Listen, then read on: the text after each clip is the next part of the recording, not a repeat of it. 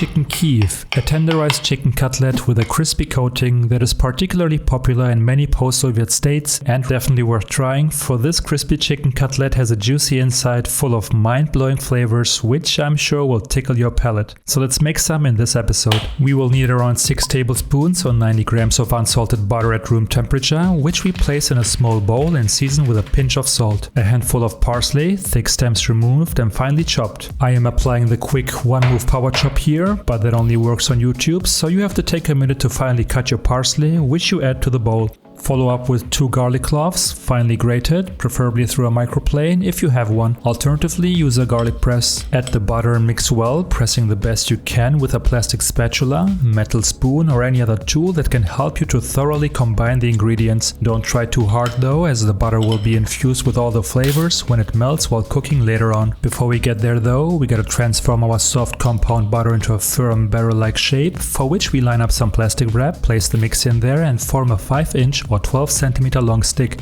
Seal everything gently and refrigerate till firm, which took around 30 minutes in my case. Next up, meet the breast of a naughty chicken that needs some spanking.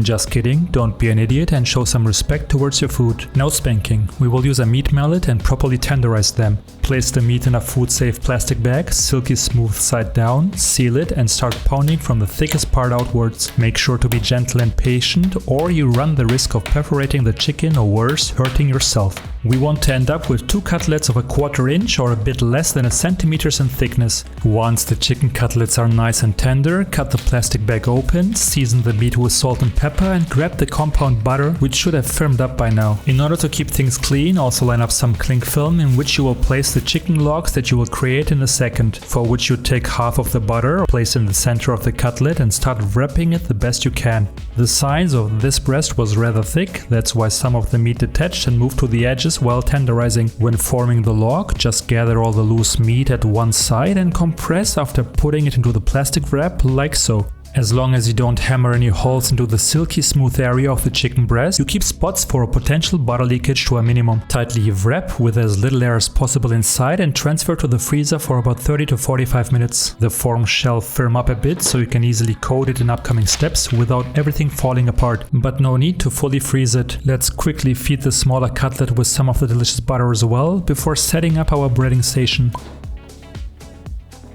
for which we need 2 beaten eggs, some all-purpose flour, then plenty of breadcrumbs, preferably Japanese Panko. Get the slightly firm chicken logs out and remove the foil before coating well with flour. Feel free to use a spoon during the breading steps in order to not mess up both your hands. Once the flour made it into all cracks, shake off excess, then drip into the egg, fully coat, drip off excess and dump into the panko. Coat well and make sure the breadcrumbs cover as much of the surface as possible. Let's enforce this layer by dripping everything into the eggs and fully covering in breadcrumbs once more. Remember to be gentle and don't squeeze the chicken logs too strongly or it might open up and fall apart. Make sure that all the chicken is coated, including the cracks and gaps, before placing on a plate sprinkled with breadcrumbs. Repeat the process for the second, soon to become a Chicken Kiev cutlet, and transfer into the freezer one more time for around 15 minutes. We will first deep fry our chicken logs for a few minutes and subsequently place it in the oven to finish cooking. For this, line up your baking cheese of choice, which should be able to collect the butter in case it starts running out. I repurposed 2 ramekins from our creme brulee episode, which you should definitely check out if you never had creme brulee before. Once oil and oven are at temperature, get the coated chicken logs out of the freezer, select your weapon of choice and deep fry 1 chicken log at a time for 1 to 2 minutes from each side till golden.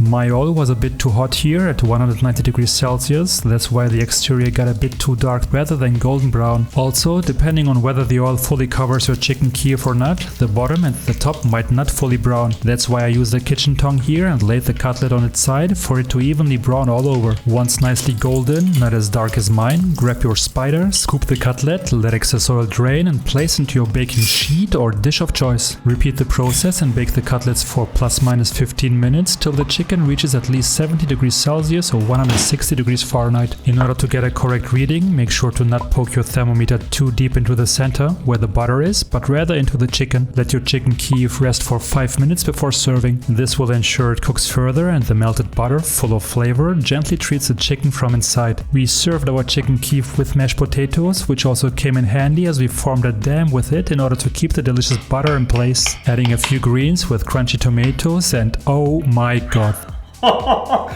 It is in there! The butter is in there! This was one of the tastiest things we've eaten in a while. The combination of the crisp crust, tenderized chicken breast covered in this garlicky butter, nicely balanced by creamy potatoes and the fresh salad. 10 out of 10 for taste, but I don't know, 3 out of 10 for the prepping, which was really time consuming. Worth the effort if you manage to trap the butter inside and not let it go to waste? 100%. And now, smacznego and slava Ukraini!